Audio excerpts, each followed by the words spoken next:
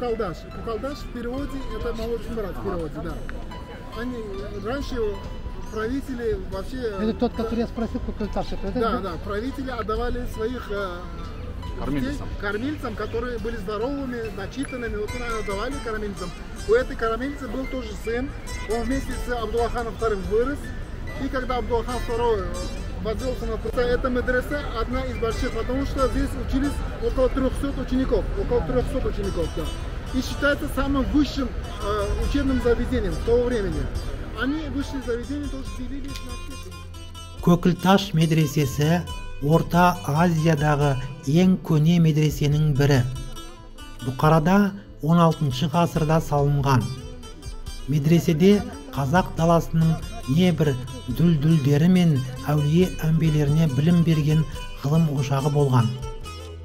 Бұл медресеге келіп кезінде Көмекей әулие аталып, билік айтқан Бұқар жырау бабамыз Ораз Ахун, Мырзабай Ахун, Адашбай Ахун, Қалжан Ахун, Марал Ишан, тағда басқа ишандар мен ахундар білім алғандығы, басқа да көп саңлақ ділмарларымыздың бас сұққаны ел жадында өшпестей сақталған. Бұған мәшһүр Жүсіп Көпейұлының Көкілташта сытқамыт қылған адам не бай, не әулие болып, не молда болып шығады, құр алақан шықпайды деген екен. Кезінде қазақ даласында молда болып медресе ұстаған көптеген ишандар осы Көкілташта білім алып шыққан.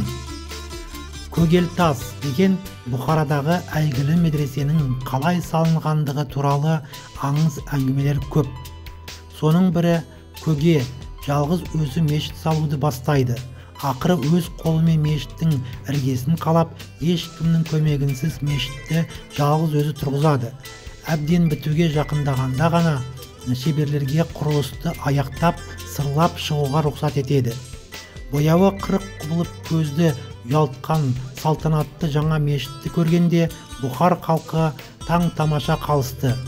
Жиналған халық Бұқара шаһарындағы шариғатты бұзып көрмеген жалғыз тақуа адам Көге болғандықтан соның құрметіне Көгетас деп атауды ұйғарады. Аңыз себепсіз тумайды. Яки Көкі деген кісі тарихта болған. Қазақ шежіресінде былай жазылған: Тамадан Қарабура, Қарабурадан Нәрік батыр, Нәрік батырдан атақты Шора батыр, Шорадан Шотқара, Есенгелді, Жабыл, Жегі, Есенгілден Атамшал, Қызылқұрт, Қызылқұрттан Кенжебай, Дәулеткелді, Атамшалдан Босқын Торым, Торымнан Базарқұл, Базарқұлдан Қожагелді, Бекбеулі, Бекбеуліден Көкі батыр. Осы Көкі батырдан атақты Есет батыр.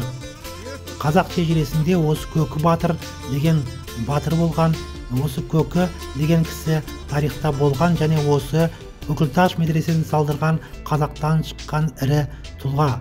Соның құрметіне Көкілташ медресесі деп аталған болатын.